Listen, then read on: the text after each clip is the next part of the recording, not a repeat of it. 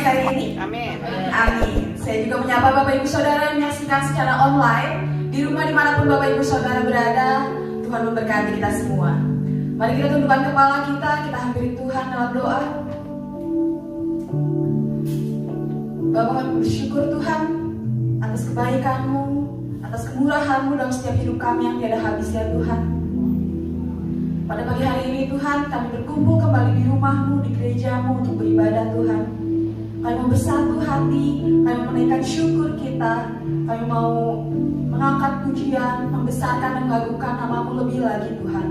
Sebab Engkau Allah yang baik, teramat baik bagi setiap hidup kami Tuhan.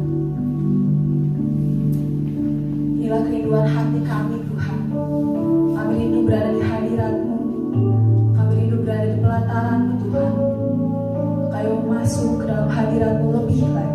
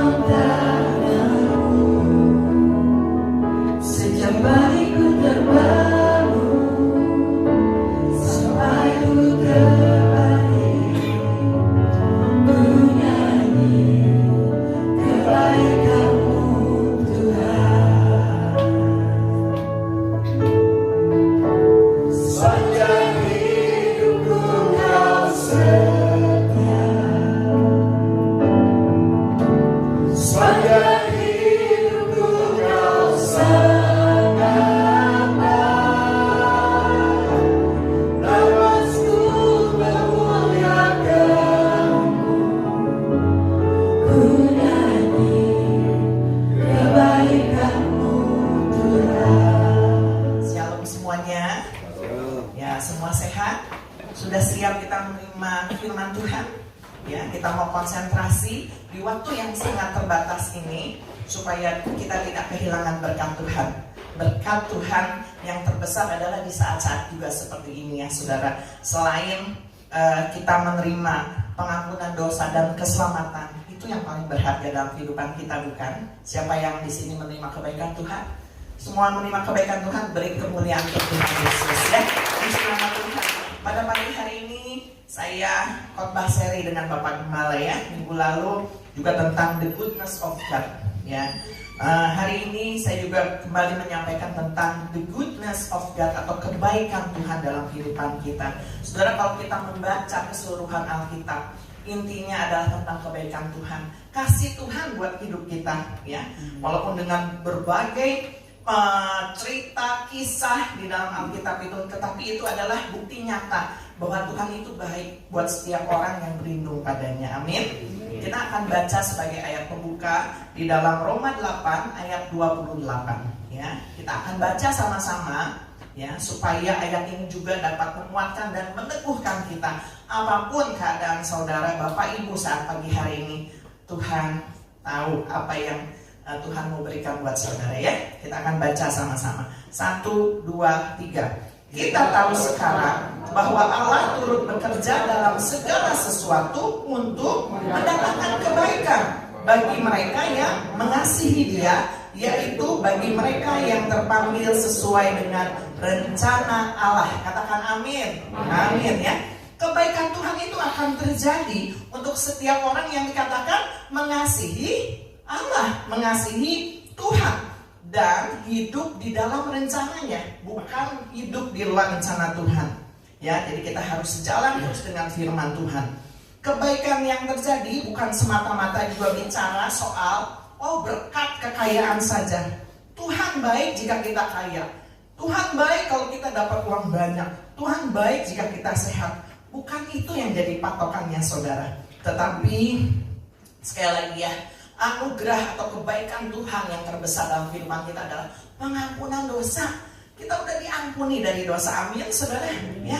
Kita udah ditebus loh, itu paling berharga. Keselamatan yang Tuhan sudah berikan, jadi kita harus jaga baik-baik. Kita udah dikasih duluan. Pada saat kita masih hidup dalam gelap, Tuhan menolong kita, memindahkan kita dari gelap kepada terangnya yang ajaib ya.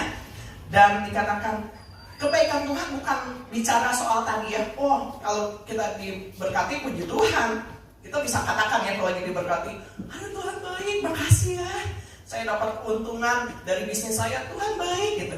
Itu biasa saudara. Tetapi ketika dalam setiap persoalan, ujian yang kita lewati tiap harinya, mungkin saat ini juga mungkin ada Bapak Ibu yang masih sedang dalam, belum ada jawaban doa, masih banyak persoalan-persoalan yang mesti saya hadapi, tetapi ada kebaikan Tuhan di dalamnya. Amin. Ya. Saya akan memberikan beberapa contoh saudara ya. Karena saya percaya contoh-contoh di dalam firman Tuhan ini menjadi satu pelajaran kehidupan buat kita semua. Saya juga banyak belajar dari tokoh-tokoh yang ada di dalam firman Tuhan. Itu biasanya seseorang kan suka meniru gitu ya.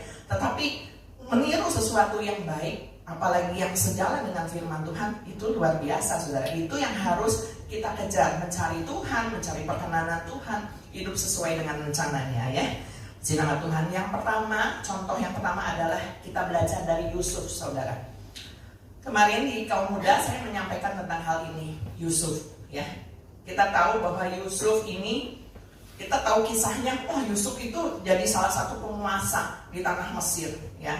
Di bawah Firaun udah nggak mencampuri urusan Yusuf. Semua diserahkan pada Yusuf untuk mengatur negeri Mesir. Tetapi saudara tahu proses Yusuf menjadi seorang penguasa itu berapa lama? Ya, saya nggak panjang-panjang. Kalau kemarin kan saya membahas dengan lebih detail di Yud. Tapi saya mau katakan Yusuf ketika dia pertama kali dijual ke orang Mesir itu umurnya baru 17 tahun saudara. Di sini ada anak muda yang umurnya 17 tahun. 17 tahun, begitu sangat muda. Yang seharusnya dia menikmati masa muda yang indah gitu. Tetapi dia dijual ke Mesir oleh saudara-saudaranya. saudara-saudaranya. Ya, saudara bayangkan kalau misalnya kakak-kakak kita yang di sini anak-anak muda ya, kakak-kakak kita terus menjual kita jadi budak, dibuang kita dari rumah. Apa yang mungkin kita rasakan? Tentu sangat sedih, sakit hati. Aku disingkirkan, aku dijual, dibuang oleh saudara-saudaraku. Tapi tidak dengan Yusuf ya. Dia dikatakan waktu dia umur 17 tahun itu dijual ke Mesir ya. Tetapi dalam perjalanannya dikatakan banyak sekali, nanti ayat-ayatnya saudara bisa baca. Kalau saudara mulai baca kisahnya dari Kejadian 37. Nah, saya akan kalau dibaca terlalu panjang. Nanti saudara bisa baca di Kejadian 37 ayat 2, ayat keempat. Nanti saya akan share sama Maya ya, supaya nanti saudara bisa membacanya secara lengkap di ringkasan khotbah ya. Dan Kejadian 39 ayat 2 dikatakan Tuhan tuh menyertai Yusuf. Saudara, kenapa di firman Tuhan itu dikatakan Tuhan menyertai Yusuf? Karena Yusuf ini adalah seorang yang takut akan Tuhan. Dia adalah seorang yang jujur, yang polos gitu, ya. Makanya dia itu dikasihi oleh bapaknya, ayahnya, yaitu Yakub, lebih dari saudara-saudaranya lain. Dari saudara-saudaranya yang lain. Kenapa dia bisa lebih dikasihi? Karena Yusuf orang baik gitu. Ya, Yusuf orang baik, nanti saudara bisa baca secara detail ya. Sehingga dia dikasihi oleh ayahnya. Waktu dia dibuang ke tanah Mesir, dijual maksudnya, dia hidup di sebuah rumah tangga Tuan Potifar. Dia menjadi budak di situ. Kedudukannya rendah. Ya, mungkin lagi di rumahnya dia, begitu dikasih ayahnya, dia dipakaikan jubah yang terindah, segala yang terbaik dia dapatkan gitu. Tetapi kondisinya berubah 180 derajat. Dia menjadi budak. Dia namanya budak ya, disuruh-suruh. Tetapi saudara, Yusuf luar biasa. Dia tidak terpuruk di dalam masalah yang dihadapi. Harusnya kita sebagai manusia, coba kalau kita menyelami ya, udah dibuang sama saudara-saudara, dijual, dipisahkan dari ayahnya, kenyamanannya. Sedih, pahit rasanya gitu. Tetapi tidak dengan Yusuf. Dikatakan Tuhan menyertai Yusuf sehingga dia selalu berhasil di dalam pekerjaannya. Itu dikatakan di dalam Kejadian 39 ayat 2. Dan dikatakan berkat itu bukan dia saja yang menerima, karena Tuhannya melihat bahwa Yusuf tuh disertai Tuhan. Wow, luar biasa nih anak, gitu ya. Seorang budak dikasih penghargaan sama tuannya. Sehingga dikatakan di ayat keempatnya, Kejadian 39 ayat 4, Yusuf mendapat kasih tuannya. Dan dikatakan dia diberi kuasa atas rumahnya, dan segala miliknya diserahkan pada kekuasaan Yusuf. Bayangkan sudah, seorang budak tapi diberikan kekuasaan untuk mengatur rumah tangganya, sampai dikatakan udah nggak mencampuri urusan Yusuf lagi gitu ya. Dan sejak Yusuf itu tinggal di situ, berkat Tuhan itu ada atas segala miliknya di rumah maupun di ladang. Tetapi ternyata ujiannya nggak cukup di situ, saudara. Yusuf difitnah, ya, difitnah sehingga akhirnya singkat cerita dia masuk ke penjara. Tetapi di dalam penjara pun dia nggak mengeluh, nggak mengomel. Saudara, kalau saudara difitnah sama seseorang, tentu saudara marah, ya, kecewa, pengennya membela diri. Bukan aku, itu fitnahan. Mau saudara bicara seperti apa, kita juga banyak ya sekarang kalau melihat di medsos. Wah, itu hoax itu ya, bertebaran gitu ya. Belum tentu benar kisahnya, tetapi sangat mudah orang itu termakan dengan hoax. Baca, oh iya benar ya sih dia begitu, padahal belum tentu gitu ya. Bisa iya, bisa belum tentu. Tapi bagi orang yang kena fitnahan itu sakit rasanya. Tetapi Yusuf tidak diceritakan dia sakit hati atau dia jadi lemah, enggak. Tetapi di dalam penjara pun Tuhan menyertai Yusuf. Itu saudara bisa baca di dalam Kejadian 39 ayat 21. Ya, melimpahkan kasih setianya sehingga dia jadi kesayangan kepala penjara. Ya, kalau namanya di penjara, kita bayangannya serem ya. Orang di penjara berarti kan orangnya nggak baik-baik yang di penjara, ya kan gitu. Tetapi Yusuf menjadi kesayangan kepala penjara dan dia dipercaya untuk mengepalai penjara itu. Bayangin, maksudnya ngatur teman-temannya. Berarti teman-temannya juga mengasihi dia, tunduk sama dia. Itu kan bukan karena kebaikan Tuhan. Siapa lagi, saudara? Jadi kita lihat bahwa dalam kondisi apapun Yusuf tetap menerima kebaikan Tuhan, bukan karena dia berbuat dosa. Jadi sekali lagi, karena Yusuf ini tetap percaya sama Tuhan, tetapi diizinkan Tuhan melalui kesukaran, kesulitan, tetapi Tuhan menyertai dia. Itu adalah kebaikan Tuhan buat kehidupannya, ya. Dan saudara, di dalam Kejadian 41 ayat 46, ini titik balik kehidupan Yusuf, saudara. Pada umur 30 tahun, ketika ia menghadap Firaun, ya, dikatakan dia pergilah Yusuf dari depan Firaun, lalu dikelilinginya seluruh tanah Mesir. Dia dipercaya oleh Firaun untuk mengatur semua kepentingan rakyat Mesir, karena waktu itu sedang dilanda kelaparan. Siapa yang tahu, saudara? Yusuf ditangkap atau dijual umur 17 tahun, tapi umur 30 tahun dia dipercaya menjadi salah seorang penguasa di Mesir. 13 tahun, saudara. Berapa lama kita menghadapi ujian? Sehari, seminggu, sebulan, setahun. Kadang kita udah gak tahan. Tuhan, aku nyerah untuk kehidupan ini. Tetapi kita belajar dari Yusuf pagi hari ini, jangan menyerah, saudara. Amin. Apapun yang saudara alami saat ini, Tuhan baik. Yang penting kita tetap taat sama Tuhan, percaya sama Tuhan, mengasihi Dia, hidup dalam rencananya. Dan saudara, responi dengan benar setiap masalah yang datang. Kadang-kadang respon kita salah, ya. Adalah satu kewajaran. Kalau misalnya kayak tadi, ya, kita difitnah, kita marah, ya. Mungkin kalau kita dikhianati, kayak tadi dibuang, kita merasa sedih, ya. Tapi jangan biarkan kesedihan, kemarahan, kepahitan itu menguasai hati kita, karena itu akan berdampak kerugian yang besar buat kehidupan kita. Kita belajar, ya, pada pagi hari ini saya pun terus belajar bahwa tidak mudah untuk mengampuni orang, tetapi luar biasa kita bisa melihat Yusuf. Kita akan baca di dalam Kejadian 50 ayat 20, dikatakan demikian. Waktu Yusuf diberi kesempatan untuk bertemu dengan saudara-saudaranya kembali. Memang kamu telah mereka-rekakan yang jahat terhadap aku, tetapi Allah telah mereka-rekakannya untuk kebaikan, dengan maksud melakukan seperti yang terjadi sekarang ini, yakni memelihara hidup suatu bangsa yang besar. Luar biasa, dari seorang muda penggembala domba, nggak punya kemampuan apa-apa, tetapi Tuhan bentuk dia 13 tahun untuk menjadi seorang penguasa yang bijaksana. Dan pikirannya semua terus diubahkan. Proses yang dialami tidak membuat dia lemah, tetapi dia menjadi pribadi yang kuat. Amin. Begitu juga dengan saudara. Ketika saudara terus percaya sama Tuhan, mengandalkan Tuhan, kesulitan apapun jangan nyerah, saudara. Ya, terus responi dengan benar. Kita belajar seperti Yusuf. Saya belajar mau seperti Yusuf ini, ya. Dipercayakan Tuhan. Kita nggak Yusuf ini kan pemimpi, dikatakan pemimpi, ya, gitu, ya.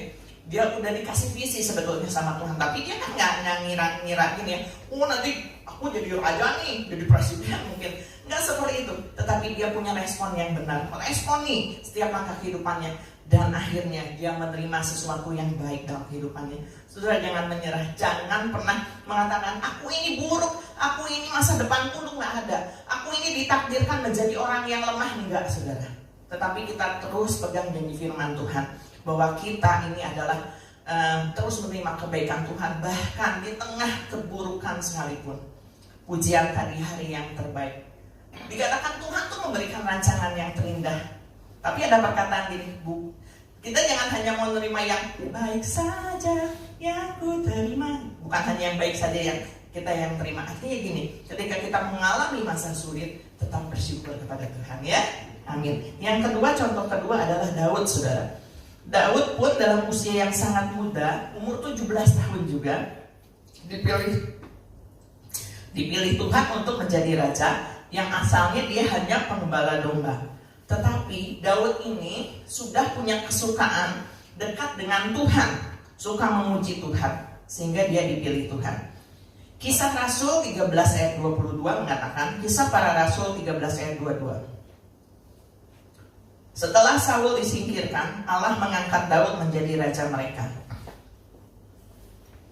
Tentang Daud, Allah telah menyatakan, Aku telah mendapat Daud bin Isai seorang yang berkenan di hatiku dan yang melakukan segala kehendakku. Ya. Jadi Daud ini adalah seorang yang berkenan di hati Tuhan dan melakukan segala kehendakku. Daud ini orang yang taat, dekat sama Tuhan. Ya, dikatakan sehingga dia menerima kebaikan. Perjalanan hidup Daud ini nggak mudah. Dari seorang penggembala domba, dia pun mendapat perlakuan kurang baik dari saudara-saudaranya. Ya. Jadi Daud ini selalu pengen mengeksplor, jadi suka pengen tahu, ya bahasanya kepo, tapi kepo untuk sesuatu yang baik. Kita tahu kisahnya Daud sama Goliat ya. Daud ini orang yang mungil dikatakan, tetapi dia punya keberanian bukan karena dia sok jagoan, tetapi dia percaya bahwa Tuhan yang dia sembah itu Tuhan yang luar biasa. Dia nggak mau tuh bangsanya dihina. Sifat kepahlawannya tuh udah muncul, tetapi saudara-saudara memandang dianya lain gitu, sehingga dia mendapat perlakuan yang kurang baik dari saudara-saudaranya. Tetapi Daud juga nggak pernah artinya mengabaikan hal itu, maksudnya hinaan-hinaan gitu, tetapi dia fokus sama Tuhan ya. Waktu Daud dikejar Saul untuk dibunuh, menghadapi kudeta dari anaknya, menghadapi peperangan, menghadapi persoalan-persoalan besar lainnya, Daud tetap mendapat perkenanan Tuhan karena dia selalu mencari Tuhan. Itulah kebaikan Tuhan dalam hidupnya, ya. Sehingga akhirnya dia pun menulis kitab Mazmur. Di dalam kitab Mazmur ini kita banyak menemukan sekali pujian Daud kepada Tuhan, di mana dia dekat Tuhan, hanya dekat Allah saja kita tenang gitu, ya, sampai dibikin pujian gitu. Berlindung pada Tuhan, bersyukur pada Tuhan, itu tertulis semua dalam kitab Mazmur. Itulah Daud. Yang ketiga, yang terakhir adalah kita belajar dari seorang Ayub, saudara. Kita tahu kisah Ayub ini ya, bahwa Ayub ini orang yang saleh dikatakan, orang yang diberkati, secara materi diberkati, dan dia saleh, takut akan Tuhan. Tapi dia juga tidak luput dari ujian yang begitu berat ya. Dalam ujian terberatnya dia tetap mencari Tuhan. Keluh kesahnya tetap disampaikan pada Tuhan. Harta bendanya habis, anak-anaknya mati semua dikatakan. Bahkan dia kena sakit penyakit sampai dikatakan badannya pun digaruk sama beling, sama pecahan kaca ya. Tapi dia tetap menjaga perkataannya saat istrinya yang sedang frustasi menyuruh dia mengutuki Allah. Sudah bisa baca dalam Ayub 2 ayat 10 dikatakan, tetapi jawab Ayub kepadanya, engkau berbicara seperti perempuan gila. Apakah kita mau menerima yang baik dari Allah, tetapi tidak mau menerima yang buruk? Dalam kesemuanya itu Ayub tidak berbuat dosa dengan bibirnya. Nggak ada seorang pun mau menerima keburukan sebetulnya, tetapi Ayub tetap bisa bersyukur. Di tengah dia kehilangan anak-anaknya 10 orang sekaligus dikatakan, harta bendanya habis dikatakan ya, dan dia kena sakit yang begitu parah, tetapi Ayub bisa berkata demikian karena dia sudah merasakan kebaikan Tuhan ya. Dan dikatakan dia lewati prosesnya itu, walaupun ada keluh kesah, tetapi dia tetap imannya kepada Tuhan. Walaupun dia sempat juga menyesali hari kelahirannya dikatakan, tetapi dia tidak mengutuki Allahnya. Dia tidak artinya tidak menjelekkan nama Tuhan ya. Dia hanya menyesali aja kehidupannya, kenapa aku tuh bisa lahir di dalam dunia ini gitu ya. Tetapi dikatakan terakhir saudara, Ayub tetap percaya kepada Tuhan. Itu dibaca dalam Ayub 42 ayat 2. Aku tahu bahwa engkau sanggup melakukan segala sesuatu dan tidak ada rencanamu yang gagal. Waktu Ayub mengatakan hal ini, keadaannya belum pulih, dia masih sakit, dia harta bendanya masih belum kembali gitu ya.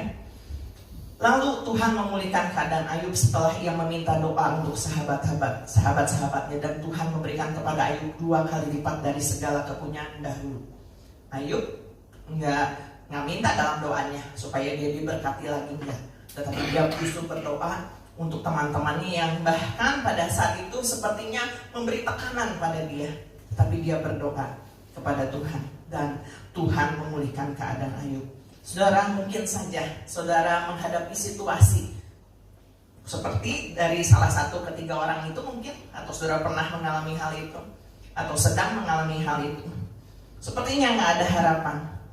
Tetapi jika kita menyadari panggilan Tuhan atas hidup kita tadi di dalam Roma 8 ayat 28. Kita tahu sekarang bahwa Tuhan bekerja untuk mendatangkan kebaikan bagi orang yang mengasihi Dia, yang tetap hidup di dalam rencananya, dipanggil dalam rencananya. Jangan keluar dari panggilan Tuhan. Tuhan itu memanggil kita. Ada pujian lama mengatakan gini, dengan Dia panggil nama saya. Katakan itu dalam diri kehidupan kita. Dengan Dia panggil namaku, gitu ya. Jadi ketika kita mendengar suara Tuhan lewat firman Tuhan, lewat mungkin sahabat-sahabat kita ketemu orang, ya, dikatakan kita dikuatkan, kamu dipanggil Tuhan, jangan keluar, ya. Biar kita juga terus dalam panggilan Tuhan, bahkan dipilih oleh Tuhan, ya. Banyak yang dipanggil, sedikit yang dipilih. Biar kita masuk dalam pilihan Tuhan, menerima terus kebaikan-kebaikan Tuhan. Amin. Ya. Dari ketiga contoh di atas ada beberapa hal yang bisa kita simpulkan atau pelajari, bahwa mereka adalah tadi yang 3 orang ini orang yang takut akan Tuhan, taat dan jujur, memiliki ketulusan. Ya, tadi siapa? Yusuf, Daud, Ayub. Mereka tetap orang yang takut akan Tuhan, memelihara kejujuran, tulus, gitu ya. Ketika kita diperhadapkan dalam situasi sulit, tidak enak, menerima yang tidak baik, miliki respon yang benar, ya, miliki respon yang benar. Yang kedua, tetap mengucap syukur. Yang ketiga, jangan berhenti berjuang. Jadi saudara, mungkin suatu bahasa ini saya nggak cerita tentang hanya berkat-berkat aja, berkat mah bonus dari Tuhan, ya.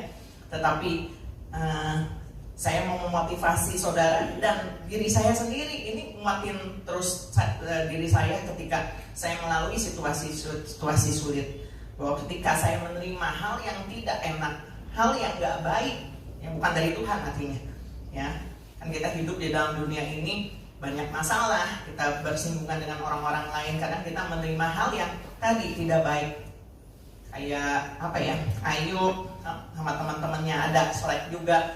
Daud menerima hal yang kurang baik dari saudaranya, demikian juga Yusuf. Tetapi dikatakan miliki respon yang benar, tetap mengucap syukur, jangan berhenti berjuang.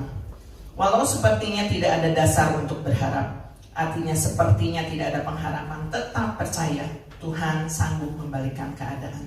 Asal kita tetap mengasihi Tuhan dengan segenap hati. Kalau kita cinta, namanya bilang, aku cinta sama Tuhan, berarti kita nggak melanggar ketetapannya Tuhan. Itu yang harus menjadi pegangan kita. Jangan melanggar ketetapan Tuhan, terus mau taat dan hidup dalam tuntunannya.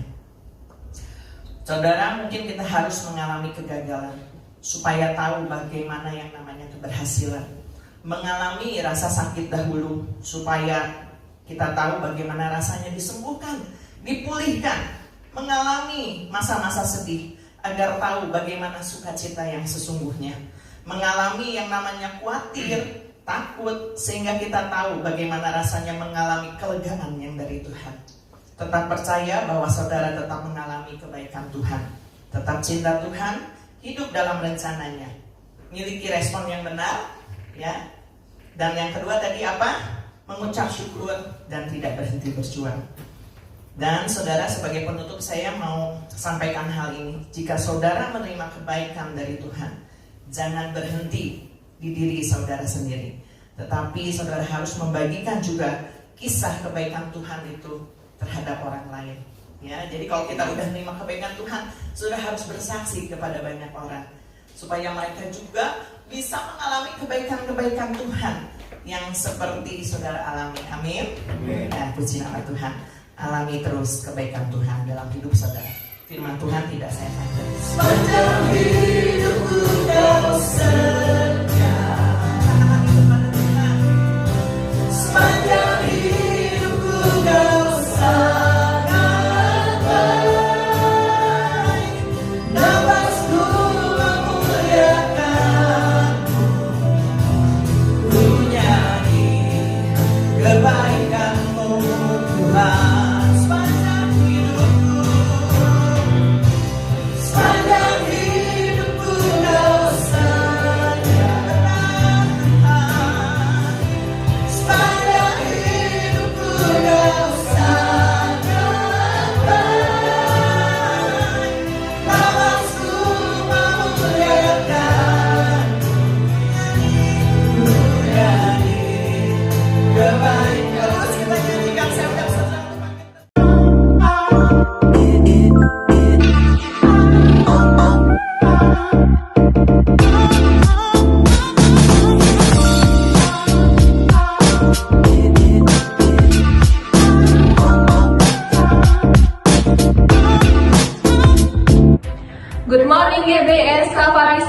Sukabumi, welcome home.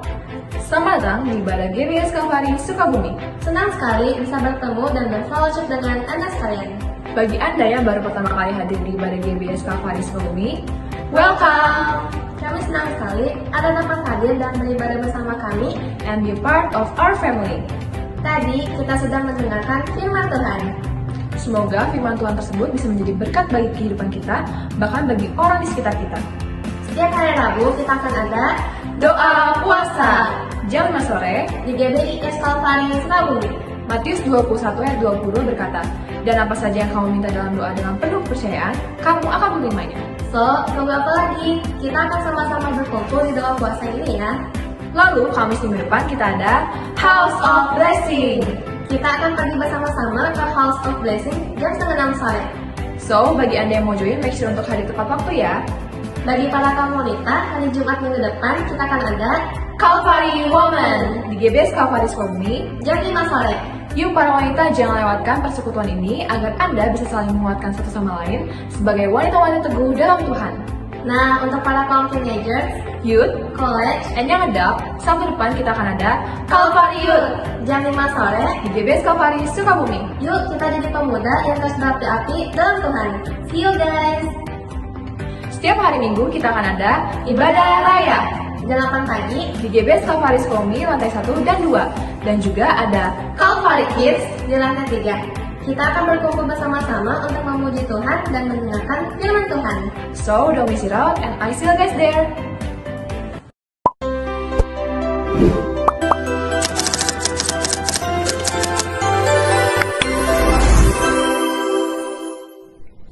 Halo GBS Kalvari Sukabumi, welcome home. How is the whole congregation of God doing? Puji Tuhan, aku diberkati. Praise the Lord.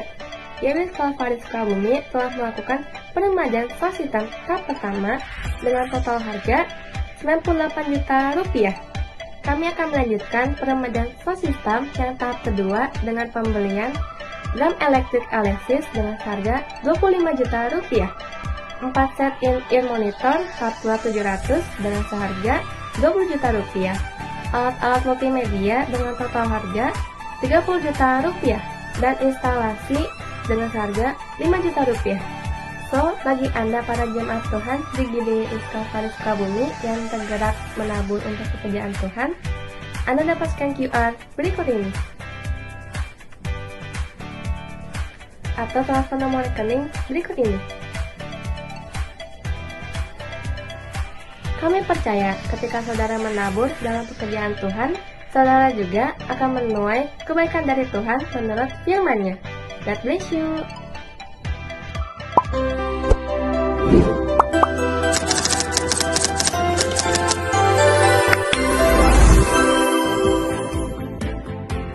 Satu Tawarik 16 ayat 29 berkata, berilah kepada Tuhan kemuliaan namanya. Bawalah persembahan dan masuklah menghadap Dia. Sujudlah menyembah kepada Tuhan dengan berhiaskan kekudusan. Mari kita sama-sama belajar untuk memberikan persembahan yang terbaik, disertai dengan hati yang tulus dan sukacita. Bagi Anda yang ingin memberikan persembahan dan persepuluhan kepada Tuhan melalui gereja GBIS Kalvari Sukabumi, Anda dapat scan QR berikut ini. atau bisa juga telepon nomor rekening berikut ini. Atau memberikan secara langsung melalui kantung persembahan yang akan diadakan. Last but not least, jangan lupa untuk follow Instagram @GBIS Kalvari Sukabumi agar Anda dapat mengetahui lebih banyak kegiatan yang ada di gereja kami. Jangan lewatkan kesempatan untuk tumbuh dalam iman dan komunitas. Ingat, Bersama Kristus kita lebih kuat. that's all for today. Thank you for watching what's on GBIS Kalvari Sukabumi this week. Have a wonderful Sunday and Jesus bless you.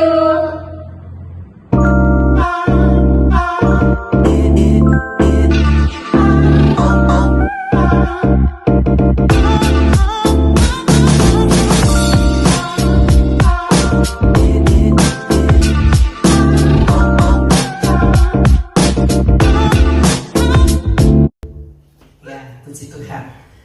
Biarlah pengumuman tadi kita bisa respon ya saudara.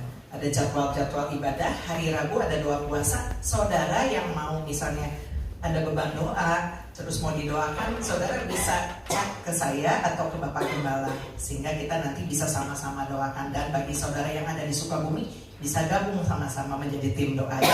Hari Kamis ini House of Blessing-nya di GBS Kalvari ya, nanti daftarkan siapa yang bisa ikut. Mungkin Om Robert juga bisa gabung kalau di hari biasa, siapa tahu ya, bisa sekali waktu hadir di House of Blessing. Kemudian saudara juga jangan lupa tadi ya, kita mulai mengabarkan kebaikan buat yang lain, supaya Bapak Ibu, jadi nggak hanya anak-anak kecil atau youth, semua ya bisa bergerak membagikan kebaikan tentang Tuhan Yesus, sehingga gereja ini juga bisa dipenuhi oleh jiwa-jiwa, mulai ibadah raya, ibadah youth, sekolah minggu. Jadi Bapak Ibu nih misalnya kalau di jalan ketemu anak kecil belum ke gereja, sudah Bapak Ibu juga bisa ajak ke tempat ini. Biasanya kan ke sekolah minggu ya bilangnya, ayo ajak teman-temannya. Tapi Bapak Ibu juga bisa bekerja melayani Tuhan dalam hal mengabarkan tentang kebaikan Tuhan. Banyak di sini juga yang dipakai menjadi penjala-penjala jiwa ya. Oh datang tuh doain, ada yang sakit. Nah dari situ juga kita bisa melayani dan bisa juga mengabarkan tentang kebaikan Tuhan. Nanti selanjutnya Tuhan yang akan bekerja dalam setiap hari orang tersebut, bukan ya?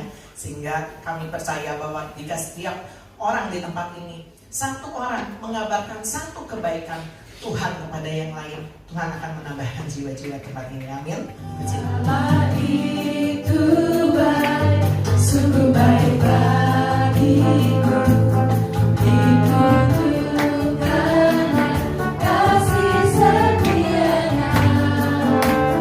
Dia menyediakan yang ku perlukan, menyatakan kebaikan, menyatakan kebaikan, menyatakan kebaikan kepadaku. Kasih setianya tak pernah berubah, dulu sekarang dan selamanya. Ada kuasa dalam namanya. Yesusku luar biasa. Yesusku luar biasa. Yesusku luar biasa. Puji Tuhan, Tuhan memberkati setiap persembahan yang diberikan dengan hati yang tulus. Puji Tuhan, seberapa banyak engkau merasakan kebaikan Tuhan. Boleh lambaikan tangan tinggi-tinggi. Puji Tuhan, saya percaya pulang dari tempat ini kita akan menerima, membawa berkat yang baru dari Tuhan, penyertaan yang baru daripada Tuhan. Mari sama-sama kita bangkit berdiri.